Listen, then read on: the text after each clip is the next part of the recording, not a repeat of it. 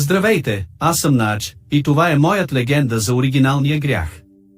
Разказвайте легендата. Един студен зимен ден, ястребарят се разхождаше из гората. Но през това утро той усещаше голямото бреме в сърцето си. И можеше да усети душата, на устните му напукани от снега. Той спря за миг, затвори очи и падна на колене на земята. Там той имаше ужасно видение за мрак, война и страдание. Мъчен и ядосан, той погледна към небето и с всичките си сили. Извика: защо толкова страдание? Защо? В този миг небето се помрачи, големи скали се разбиха. И след гръмовит звук, една светкавица удари от небето, събаряйки едно дърво, което стоеше до него. Сред дима и полумрака се появи златна змия. Като слънцето. Тя застана пред него и го погледна право в очите и му каза: търси в този стар изгорял дървен пен и ще откриеш отговора. След това изчезна сред тревата. Впечатлен от думите на змията, мъжът можеше само да мисли за тайната, скрита в това дърво, избрано от светкавицата. Побърза да започне да издълбава падналото дърво, като си каза: истината ще изникне. И така, бавно, дървото започна да изобразява образ на жена. С една издигната ръка във формата на змия. Той не можеше да повярва. Ева и змията от Едемската градина.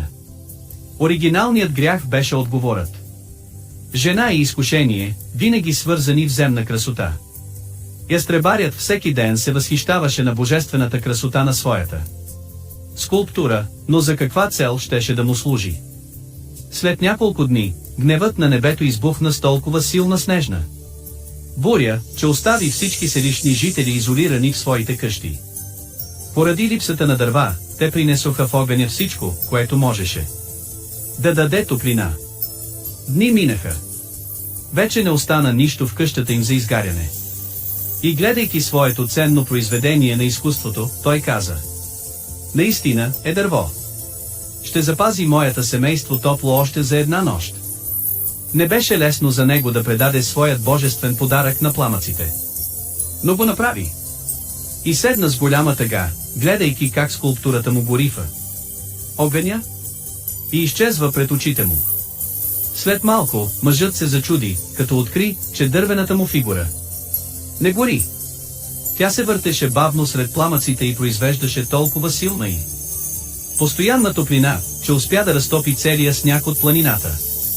Тогава ястребът, вдъхновен от божествено и животинско чувство, скочи.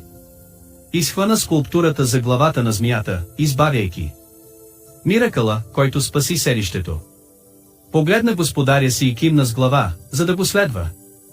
Летейки с силните си когти, той заведе фигурата до капището й.